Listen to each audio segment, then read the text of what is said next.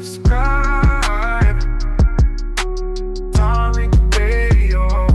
Like and subscribe.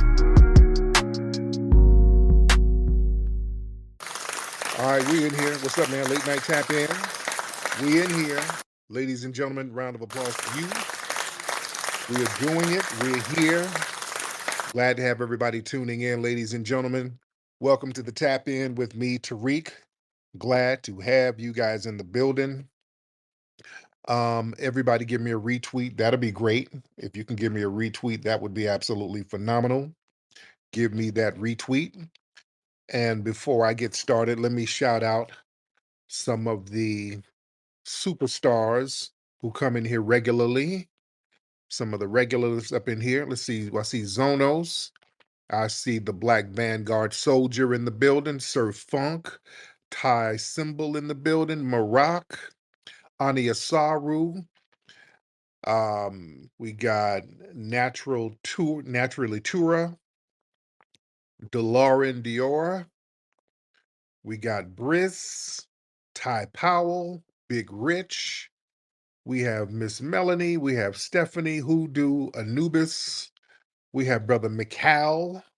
We have Twizzle. We have the lovely Wani Spots. We have Ogun. We have my good brother Richard Sudan from the UK.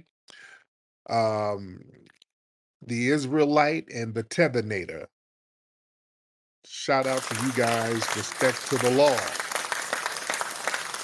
All right, we're in here, family, and today it is my birthday. This is my birthday today. Happy birthday to me. Round of applause to me and my parents for giving birth to me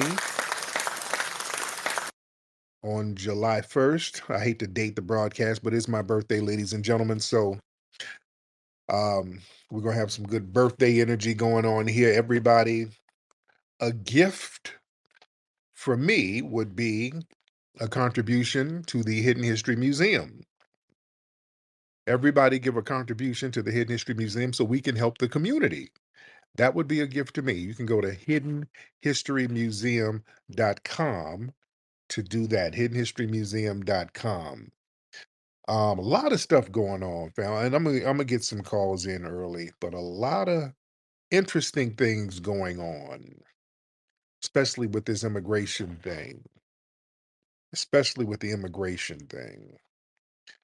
Have y'all heard about what Trump did? Trump has let me talk about this article here. Let me look at the article. I want to be right and exact with everything. Trump lifted this whole temporary protective status order that helped Haitians. So a lot of Haitians, they face deportation now because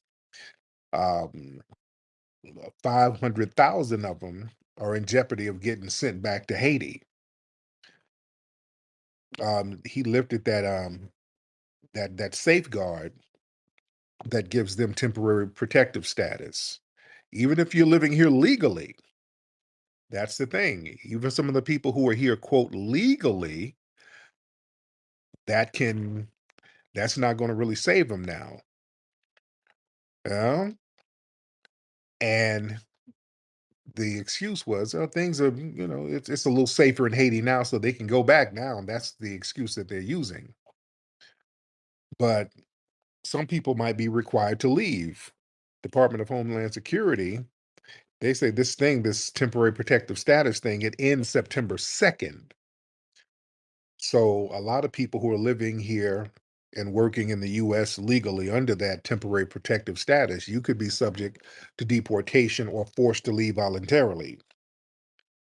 You're going to lose your work authorization. So yeah, when that thing ends, the work permits tied to that temporary protective status, that's going to expire. And that's going to make it illegal for affected Haitians to continue to work in the United States unless they find another form of legal status. It's getting heavy. It's getting heavy.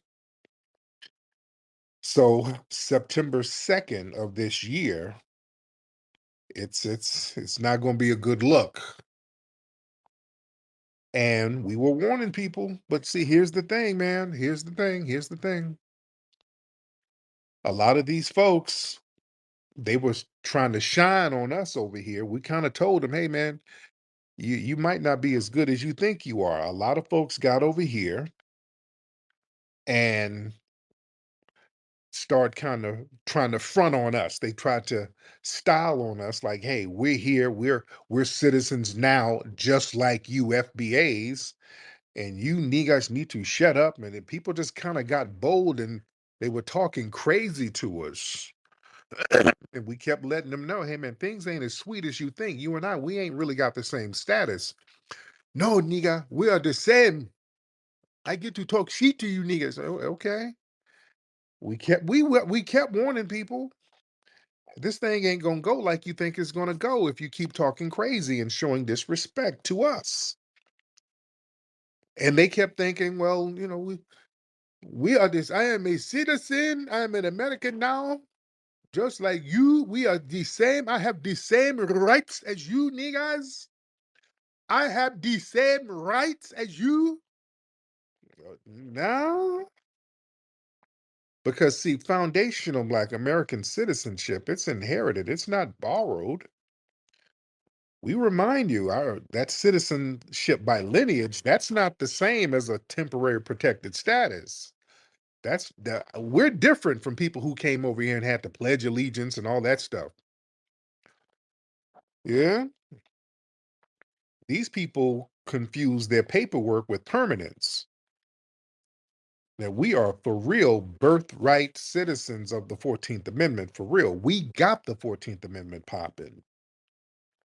And we let people know, hey, we were being nice about it, but we were being stern, letting you know, hey, all that crazy talk, y'all need to really chill out because we ain't going nowhere. They can still get you up out of here. No, nigga, I'm here now, nigga. I'm booked and busy. I'm making money. I got a crib and beach house. Oh, okay. All right. All right. Listen, we're the foundation. We told you. We told you. You don't want to get too comfortable while disrespecting all that disrespect talk in our homeland. That we said that shit is gonna come back to haunt you. Now that them protections are being revoked, that reality is setting in now. Now that people are taking that bass out their voice. You had the people coming over here from Haiti and other places, especially us. Some of us, we've sat up here and tried to uplift Haiti. Me personally, I did a movie about Haiti, 1804, trying to uplift the history of Haiti, trying to have them, hey, have some pride in your history. You got a great history. Your folks did some great things. Yeah, trying to show people to have pride in their history and how that history can be inspirational to other people and all of that, and how we show respect to other people's cultures. We don't go to Haiti wagging our finger. We're like, no, we're going to produce films about your history that will elevate your people. I don't have to do that, but that's just how we are as foundational Black Americans. And then folks come over here and try to mock our struggles, come over here and tell us that we didn't work hard enough. And they came over with $3 and now they're doing so much better. They came over with that kind of shit. Yeah. They thought aligning themselves with whiteness would protect them. We warn people about that proximity to whiteness. That doesn't grant you immunity. Shut up, nigga. The white man loves me. All right. We kept telling you. Oh, Lord. Y'all thought we were hating. Y'all said we were just hating. We didn't want to see y'all with the white man. The white man loves to see you act hard. And okay. All right. All right. Y'all trying to gain favor with them. Boy, now the roundup is happening while we're chilling. Ain't nobody deporting us. We're foundational. We're here. And I'm seeing a lot of Haitians on TikTok. Boy, they're talking real greasy. You FBA people, I hate you niggas. You think you're better? You are not special. You're going to get put back in slavery. Oh, shut up. That fear mongering shit don't work on us. All that fear mongering, it don't work on us. Hop in here, ENJ. Ain't you a tether, ENJ? ENJ, hop on in here. Aren't you a tether, ENJ? ENJ, hop on in. ENJ, unmute your microphone, sir. Let me hear from the tether side of the game. ENJ, hop on in, man. You ain't saying nothing.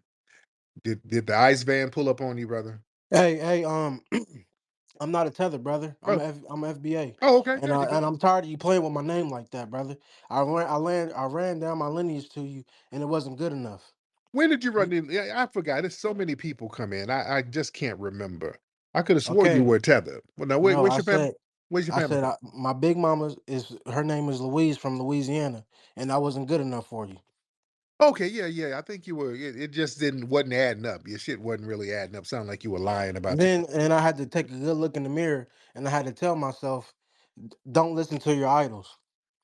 You're not the FBA police. Oh, I no, am FBA.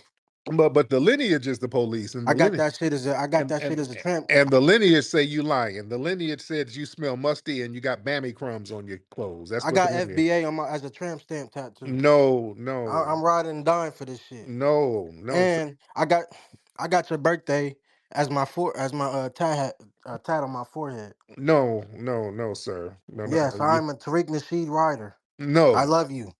Happy birthday. no, What do you no, want me to no, do? no, my nigga. You are a rider for the Fugees or somebody. Tell me what to do and I'll do it. I want you to go back to the Caribbean and build it up. That's what I want you to do, ENJ. No, I'm staying right here where you are in No, LA. no, no, no, no, I'm no, outside your house. no, no, no, no, sir. Because it sounds like you got a hankering for some bussy or something, and I I'm don't know. outside your house, Tariq. Look No, no, outside the no. window. Well, I knew I smell must. Okay, let me go on out there and um spray a little something, light a candle. You done got the whole outside stinking. All right.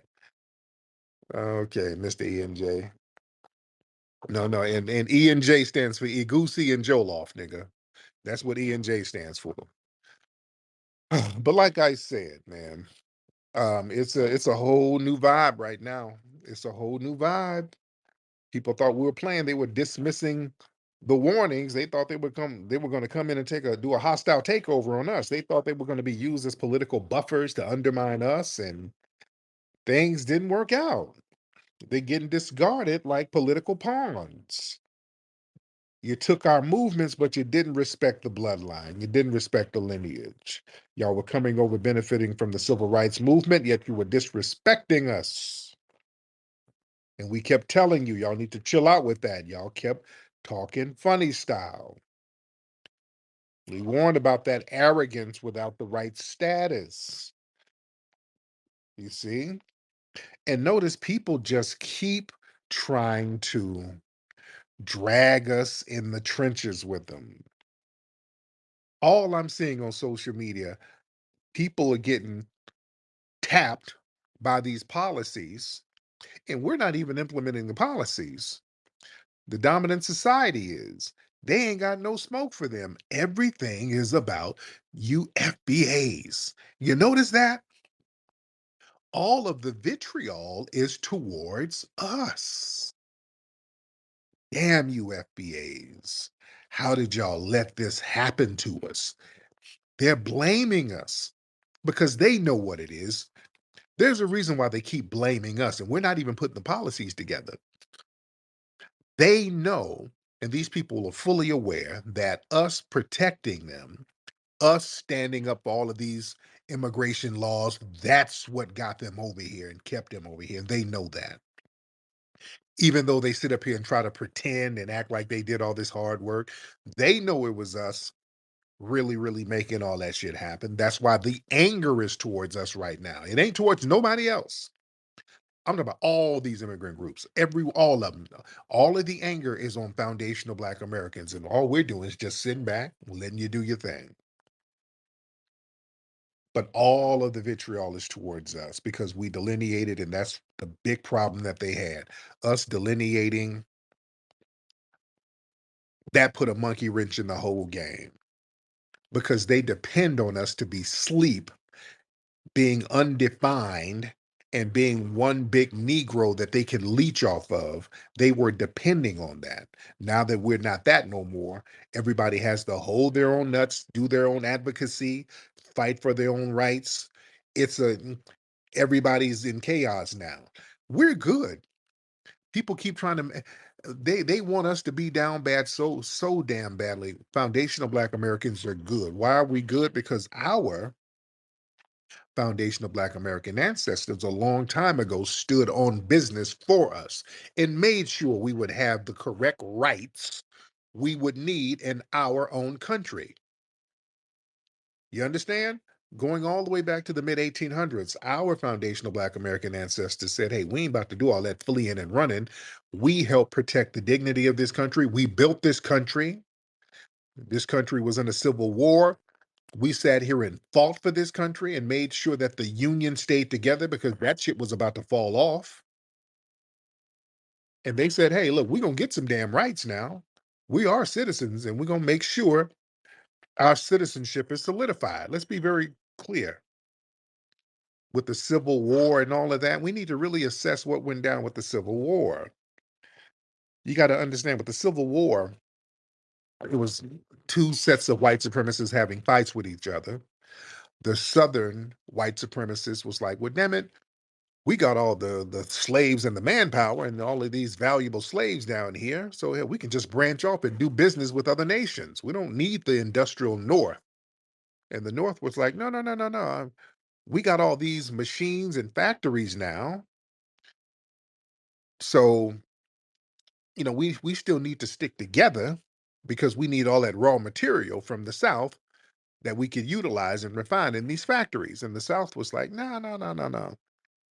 I don't like y'all get down. So they were bickering back and forth. And that's really how the Civil War started. But the North was like, wait a minute, hold on. Y'all Southerners, y'all can't branch off because listen, it's more of us up in the North. You branch off and it's less of you down there. Plus, you're outnumbered by them Negroes. You're already outnumbered. So if they start raising up on your dumb ass, they'll end up taking over. It'll be just like Haiti. It'll be just like damn Haiti. And if they take over the Confederate States, then they'll take over the damn North, the Union States. So hey, we got to stick together on some white supremacy. We got to. The South was like, nah, no, we got our white supremacy down packed. They got very arrogant. They got very, very arrogant about it. And the North was right. The Union was correct because there was already plans to go against these Southern white supremacists and stop slavery. You had um, underground black militia organizations ready to put in some damn work. You understand? And the Confederacy was already a powder keg of rebellion. There was already a high risk of revolt. They were about to. You had the Knights of Liberty, a black underground militia group. They were about to slice these bitches up right before the Civil War. The only reason they didn't was because they knew the Civil War was coming, but they were going to stop slavery. We had already did put in work in Florida with the Black Seminoles, and it was only a handful of them whooping these white supremacist asses. So yeah, it was about to be on and popping. So the North knew that would be the end of white supremacy in North America if the Confederates were able to have their own nation state, because we would have rose up on their ass and they would not have had the backup of the North. So that's a whole different thing. But the point is, our foundational Black American ancestors, we told them, hey, listen, we fought in this Civil War. It could not have been won without us. And you know it. That's what Abraham Lincoln said. So all of this second class citizenship, we ain't got no citizens, all that Dred Scott bullshit. No, no, no. We're citizens. You need to put that shit on some paper, put an amendment in or something to let them know we are citizens. We got rights, equal rights as everything else, everybody else. When we're free, we're getting taxed. Yeah, we're gonna get some equal rights too. We want equal representation. We stood on that. That was our family standing on that. And that's why we're good now. You see? But the thing is, when it was time to have a real coalition, all of these other folks, they're the ones who chose division. See, when we sought unity with people, it's authentic. But these folks, they bring that tribalism and that anti-FBA bullshit over here. They're the ones with all that tribal shit. They're the ones who differentiate themselves. They're the ones who always come over wagging their finger. We hear stories about, hey, when you get over to America, stay away from them Yankees, stay away from them Makadas, stay away from them. Yeah, okay. Yeah, let's be real. That's been their vibe. Too many of them have been on that. Too many of them have been on that. We don't be on that. It ain't no double-sided. We ain't never said, hey, stay away from that Jamaican, stay away from that Haitian, stay.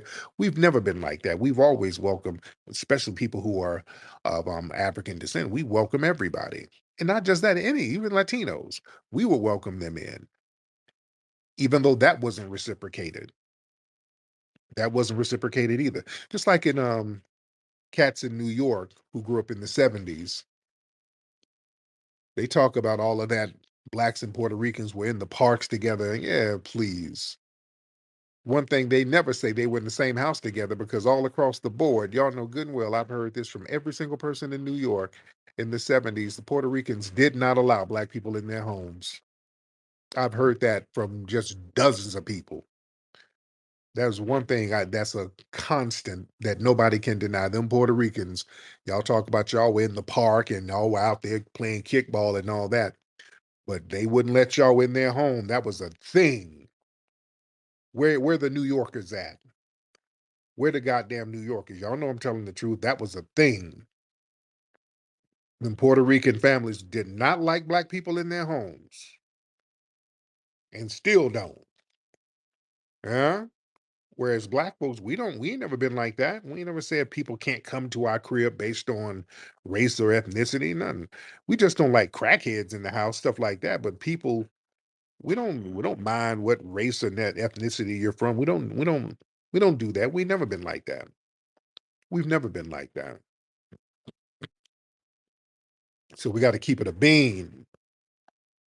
But listen, being in America, that doesn't give you the same ancestral status as foundational Black Americans. We are not the same. We, as foundational Black Americans, as our good brother Claude Anderson has always told us, we have a unique relationship with this land. God damn it, we are exceptional. The Tether's always talking about you niggas think you're better than me. Yeah, well, I'm more exceptional than you on my homeland because this is my homeland.